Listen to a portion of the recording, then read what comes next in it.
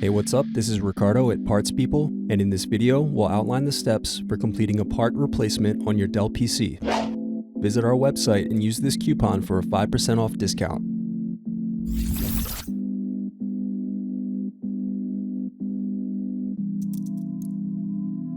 Unscrew and remove bottom base.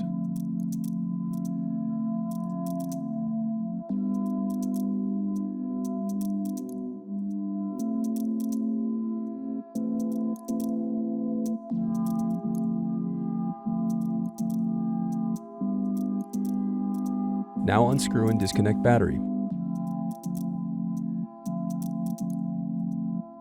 Now unscrew solid state drive. Thanks for watching. Don't forget to like and subscribe if you enjoyed this video. And if you need more, check out this playlist to watch other tutorials for your laptop. You can also click here to find parts for your laptop at partspeople.com.